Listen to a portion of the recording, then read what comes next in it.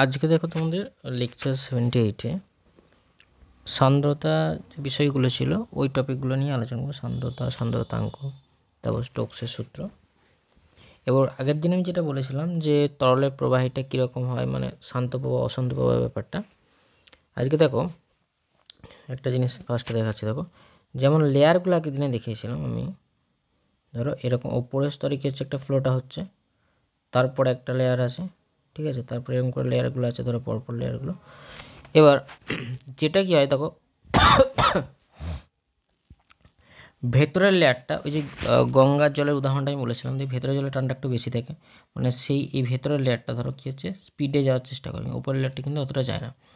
আবার এরকম তরলের হতে পারে যে ওপরের লেয়ারটা আগে ফ্লো হচ্ছে, মানে উপরের লেয়ারটা ক্ষেত্রে স্পিডটা কম, তারপর নিচের লেয়ারগুলোর ক্ষেত্রে মানে উপরের লেয়ারটা স্পিডটা ধরো বেশি থাকছে, আর নিচের লেয়ারগুলোর ক্ষেত্রে কী হচ্ছে অনেক সময় কম থাকবে, ঠিক আছে। এবার কী হচ্ছে, মানে ওপরের লেয়ারটা নিচের লেয়ারটাকে টেনে নিয়ে যাওয়ার চেষ্টা করছে, আর নিচের যে লেয়ারটা আছে এই লেয়ারটা ওপরের যে লেয়ারটাকে কী করছে, বেগটা কমানোর চেষ্টা করছে, ঠিক আছে। মানে একটা ধরো বিপরীতমুখী বল যেমন ঘর্ষণ থাকে, সেটা কিন্তু এর মধ্যে কাজ করছে। তাহলে এই যে আটকাচ্ছে ঘর্ষণ বলে যে একজন একটা স্তর, একটা জলের একটা স্তর কী হচ্ছে আর একটা স্তরকে আটকানোর চেষ্টা করছে, এটাকেই অ্যাকচুয়ালি বলা হচ্ছে এখানে যে তোমাদের সান্দ্রতা, ঠিক আছে। এই ধর্মটাকেই বলা হচ্ছে তরলের ক্ষেত্রে সান্দ্রতা। তাহলে সান্দ্রতা জিনিসটা কী লিখবে, সান্দ্রতা এটা লিখবে যে ধর্মের জন্য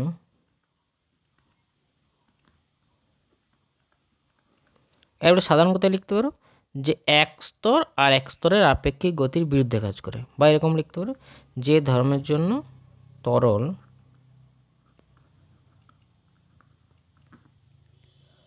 তার অভ্যন্তরস্থ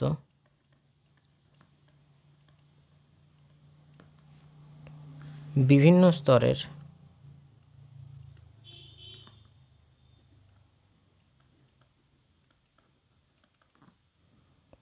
আপেক্ষিক গতির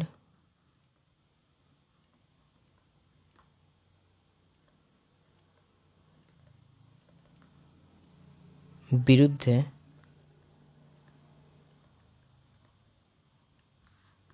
বাধা সৃষ্টি করে।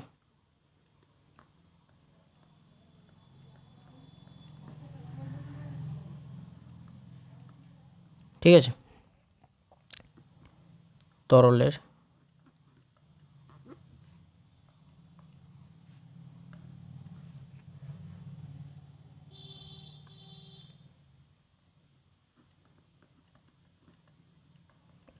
এই ধর্মকে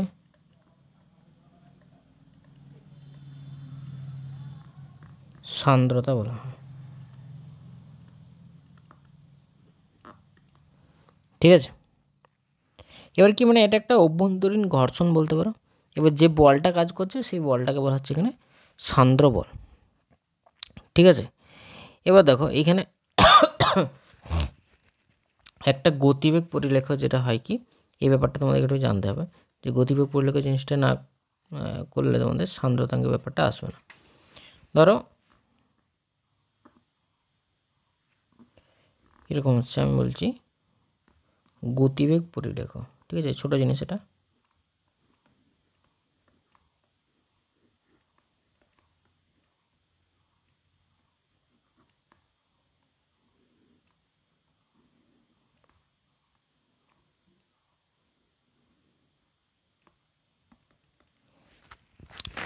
এই জিনিসটা কীরকম দেখো, মানে একটা স্তর যখন ফ্লোটা হয়, ঠিক আছে, ধরো আমি একটা অংশ এরকম একটা প্রস্থচ্ছেদ কল্পনা করে নিচ্ছি, ঠিক আছে। এবার এটিকে হচ্ছে আমি ফ্লোটা রাখছি, যে এখানে ফ্লোটা হচ্ছে একটা লেয়ারের মধ্যে, ধরো এই লাইনগুলো একটু সোজা হবে, তার মানে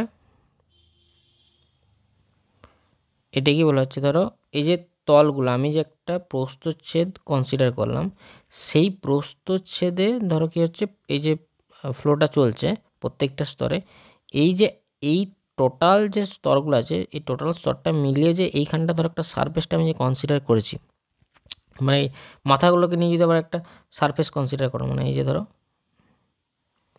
ঠিক আছে, এগুলো মনে করো এই সোজা লাইনটা, এই সোজা লাইনটিকে বলা হচ্ছে তোমাদের গতিবেগ পরিলেখ। তাহলে এটিকে লিখবে যে প্রবাহী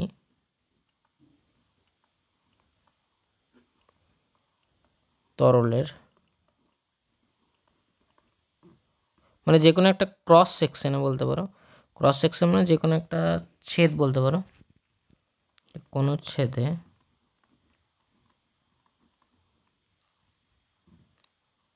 তরলের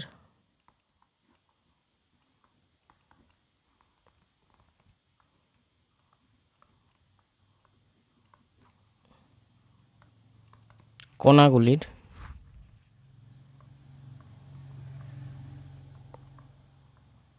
গতিবেগ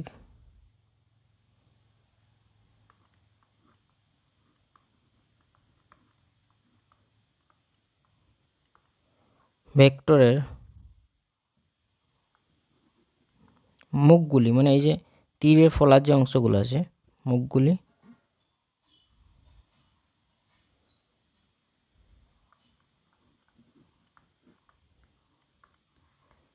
যুক্ত করলে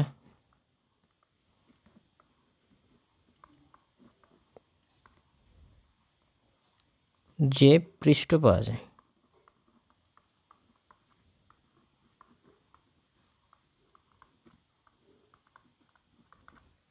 ঠিক আছে, তাকে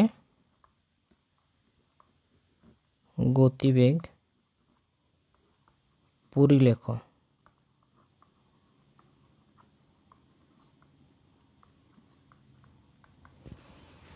বলা হয়।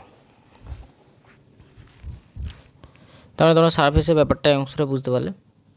এরপরে যেটা তোমাদের মেন টপিক এখানে, যে সান্দ্রতাঙ্কের যে ক্যালকুলেশনটা, ওটা আমি দেখো দেখাচ্ছি। সান্দ্রতাঙ্কের যে ক্যালকুলেশনটা হবে, এটা আমি নেক্সট স্লাইডে যাচ্ছি।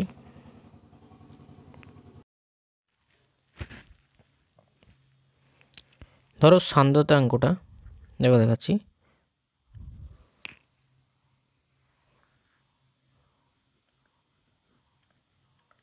সান্দ্রতাঙ্ক দেখো একটা লেয়ার, ফ্লোটা হচ্ছে লেয়ারের ফ্লোটাই, এখানে সব কিন্তু প্রত্যেকটা স্তরের ক্ষেত্রে কল্পনা করে যে একটা বেগ, সেটাকে ধরা হচ্ছে ভি, ঠিক আছে। একটা তল স্তর ধরো, এরকম আমি নিচ্ছি, অনেকগুলো স্তর এরকম সোজা সোজা এগুলো তোমরা করবে। পয়েন্টারের সমস্যা ওই জন্য কী হচ্ছে, লাইনটা সোজা হচ্ছে না। এ বি, ঠিক আছে, এটা ধরো একটা উপরের স্তর ধরলাম, আর একটা ধরো নিচের স্তর নিচ্ছি, ঠিক আছে, নিচের স্তর, এটা করলাম মনে করো সিডি, ঠিক আছে। আর এদের মধ্যে যে ডিস্টেন্সটা ওপরের থেকে নিচের সব দিকে অংশে, সেটা বললাম ধরো এক্স। তাহলে দেখো মানে কি, এই ওপরে যে স্তরটা ধরেছি এ বি স্তর আর সিডি স্তরের মধ্যবর্তী দূরত্ব এখানে আমি এক্স নিয়েছি, ঠিক আছে। এবার ধরো যে এই স্তরটা আছে, ওপরে যে স্তরটা, তার ক্ষেত্রে বেগ হচ্ছে ভি, ওপরের স্তরটা ভি বেগে যাচ্ছে।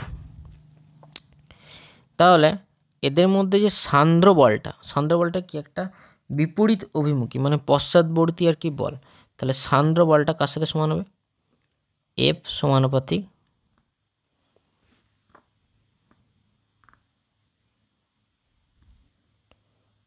ক্ষেত্রফল, মানে আমি যে তলটা নিয়েছি এই পুরো সারফেসটা, এই সারফেসে যে কি হচ্ছে পশ্চাৎবর্তী তল, মানে যে বলটা প্রয়োগ হচ্ছে, এটা যে তরল স্তরটা আমি পুরো নিয়েছি, এই টোটালটা ক্ষেত্রফলটার উপর নির্ভর করছে, ঠিক আছে। তা এই এ বি যে পুরো ধরো এখানে স্তরটা আমি নিয়েছি, ঠিক আছে। তাহলে এখানে কি করবে, যে এটা কি লিখে নেবে যে তরল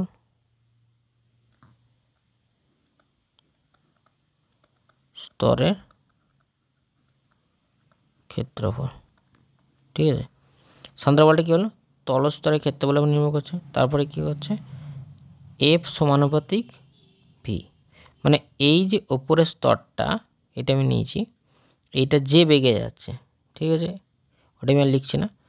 আর একটা কী দেখো তো, এফ সমানুপাতিক 1/x, মানে ওপরে যে স্তরটা নিয়েছি আর নিচে যে স্তরটা নিয়েছি এই দুটোর মধ্যবর্তী দূরত্ব। তাহলে তিনটেকে আমি যদি একসাথে কম্বিনেশন করি তাহলে কী পাচ্ছি, এফ সমানুপাতিক এ ভি বাই এক্স।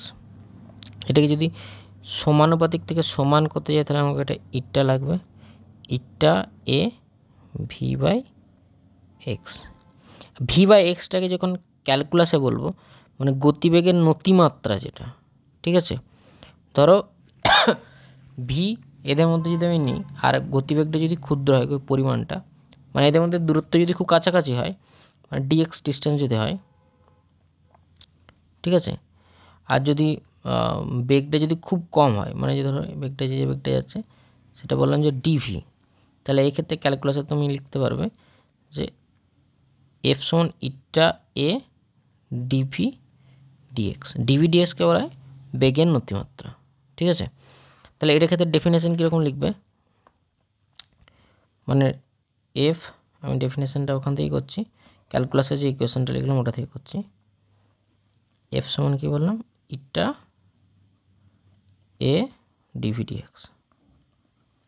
তাহলে এ সমান যদি 1 হয়, ডিভি ডিএক্স সমান যদি 1 হয়, তাহলে এফ সমান কী হয়ে যাবে, ইটা। তার মানে কি যে একক দূরত্বে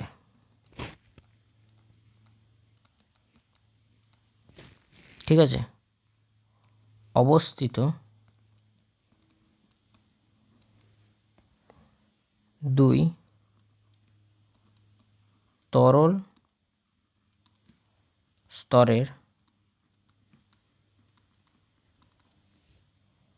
ভেতর একক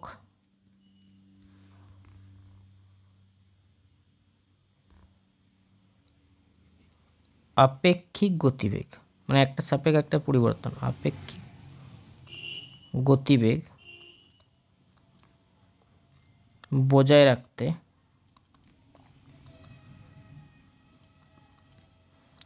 একক ক্ষেত্রফলে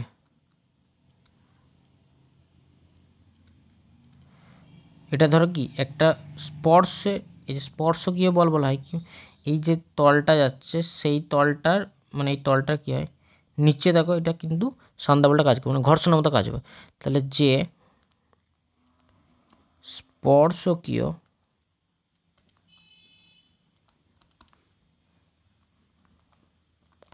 বল প্রয়োজন তাকে সান্দ্রতাঙ্ক বলা হয়।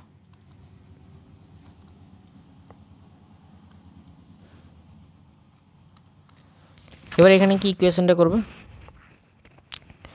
ধরো ইটা সমান, তাহলে আমি কি লিখতে পারি,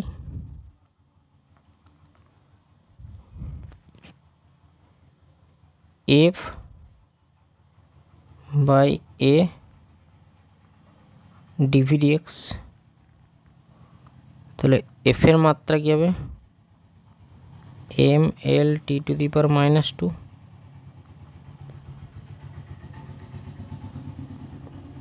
ঠিক আছে। আর নিচে হচ্ছে ক্ষেত্রফল, ধরো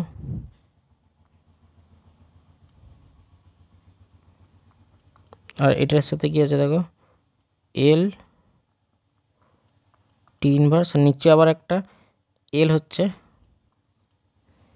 ঠিক আছে, পুরোটা এটাকে কী হবে যে M L T to the power -2, নিচে এইটা ধরো এই এলটা কেটে যাবে, তাহলে নিচে আবার ধরো আসছে এল স্কোয়ার টি টু দি পাওয়ার,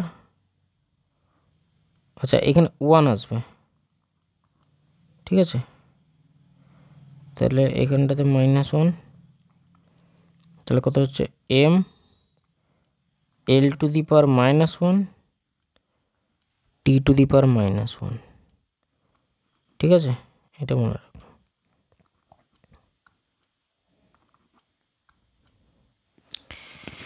এবার সান্দ্রতাঙ্কে যেটা একক, তোমাদের সান্দ্রতাঙ্ক একক কী হবে দেখো, newton second metre to the power -2। তাহলে কি বলবেন নিউটন একক নিউটন, নিচে কি আছে দেখো, এইখানে একটা মিটার স্কোয়ার আছে, এইখানে আবার দেখো একটা মিটার কেটে গেল, ওপরে কি সেকেন্ডটা উপরে উঠে যাচ্ছে, তাহলে newton second metre to the power -2। বা এটাকে বলতে পারো ডেকাপয়েস বলতে পারো, ঠিক আছে। পয়েস বা ডেকাপয়েসে একক থাকে। তাহলে 1 পয়েস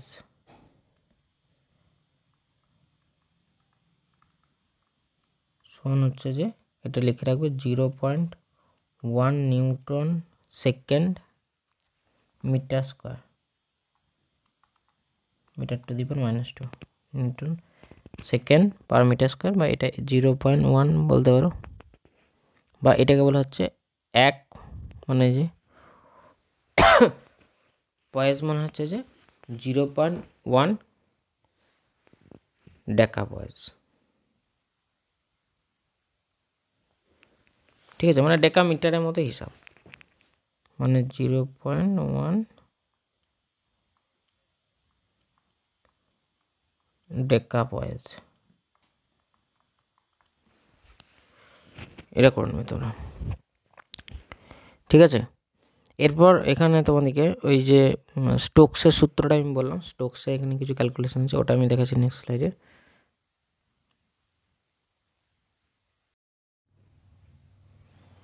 দেখো স্টোকসের সূত্র কি বলছে এখানে, মানে একটা সান্দ্র মাধ্যমের মধ্যে যখন একটা ছোট ধরো গোলক বা বস্তু যদি চলে, তখন সেক্ষেত্রে ওই যে মাধ্যমটার মধ্যে যে পরিমাণ বলটা প্রয়োগ হয় সেটা কি এখানে স্টোকসের সূত্রে আর কি কী কী রাশির উপর নির্ভর করছে সেটা ধরো বলা হয়েছে, ঠিক আছে।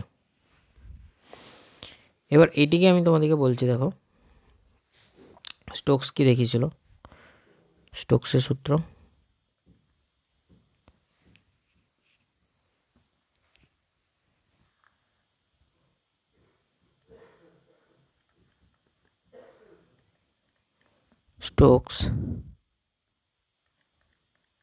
স্টোকসের সূত্র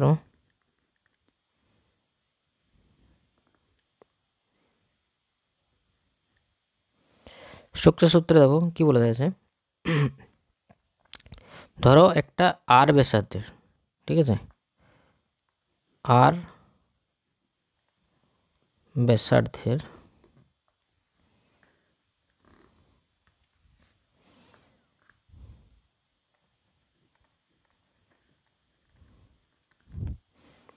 ক্ষুদ্র গোলক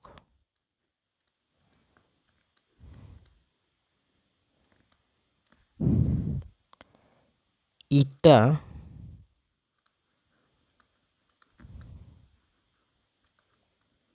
সান্দ্রতাঙ্ক যুক্ত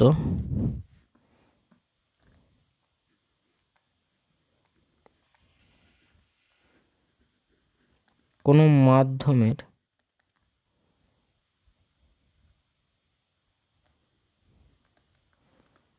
মধ্য দিয়ে ভি, এটা ধরো প্রান্তিক বেগ নিয়ে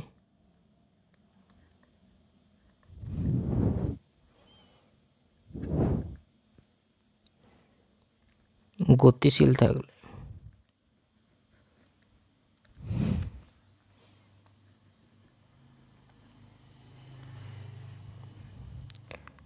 ওই ক্ষুদ্র গোলকের ওপর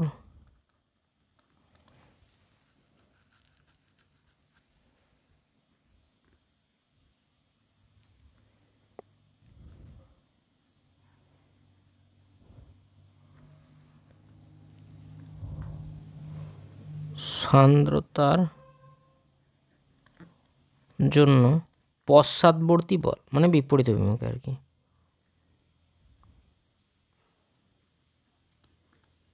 পশ্চাৎবর্তী বল। এফ সমান কি হবে 6 পাই ইটা আর ভি। ঠিক, এটা তো সামনাসামনি মাধ্যমে, আর হচ্ছে গোলকের ব্যাসার্ধ, ভিটা হচ্ছে যে মাধ্যমে যাচ্ছে সেই মাধ্যমে ওই ক্ষুদ্র যে গোলকটা আছে ওর বেগটা, আর 6 পাই তো বললাম কনস্ট্যান্ট। তাহলে পুরো রাশিটা হচ্ছে এইভাবে তোমাদের নির্ভর করছে। এবার যেটা হয় কি, যে এইখানে ধরো যে বেগে পড়ছে, ঠিক আছে, সেই বেগটা এই যে গোলকের ওপর কিভাবে, মানে গোলকটার যে বললাম তোমাদের কি পরিবর্তন হচ্ছে এখানে টার্মিনাল ভেলোসিটিটা, এনে কিভাবে নির্ণয় করবে তোমরা, স্টোকসের সূত্র থেকে আর কি। ধরো আমি এখানে বলছি যে গোলকের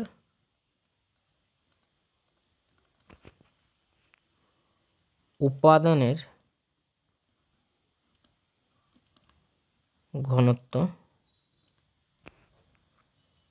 রো, ঠিক আছে, তার ওজন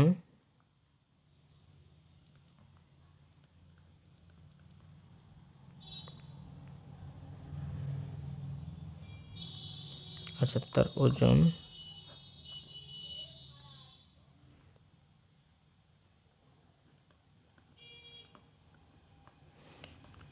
তার আগে একটা জিনিস, ঘনত্ব সমান কি ভর বা আয়তন, ভর সমান কি হবে ঘনত্ব ইন্টু আয়তন।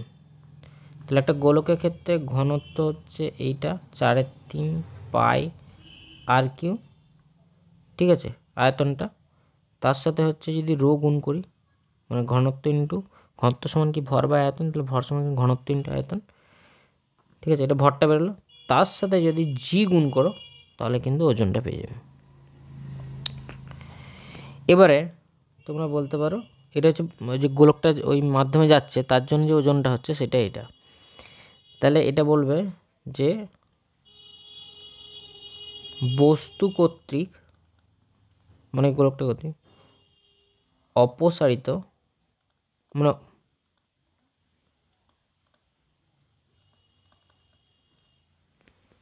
মাধ্যমের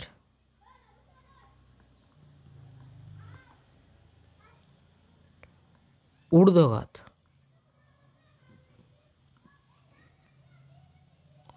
এটা কত হবে, যেমন গোলকটা ক্ষেত্রে বার করলে 4/3 পাই আর কিউ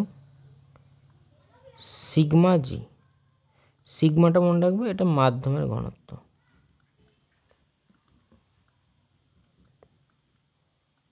ঠিক আছে। তাহলে অ্যাকচুয়ালি এটা কি হচ্ছে নিচের দিকে পড়ে যেত না সাপোজ, আর ওর দিকে যে ঊর্ধ্বমুখী ঘাত একটা কাজ করছে, তাহলে অ্যাকচুয়াল ওপরের দিকে যে বলটা কাজ করছে, আমি এটা ধরো বললাম এইটার ক্ষেত্রে নাম দিচ্ছি আমি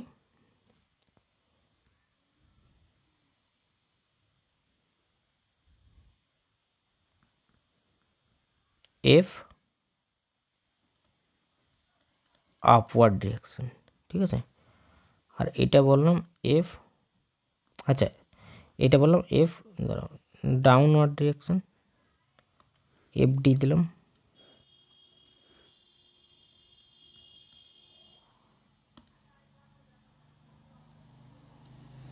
এটা বললাম এফ আপওয়ার্ড ডিরেকশন উপরের দিকে। তাহলে অ্যাকচুয়ালি বলবে যে বস্তুর ওপর নিম্নমুখী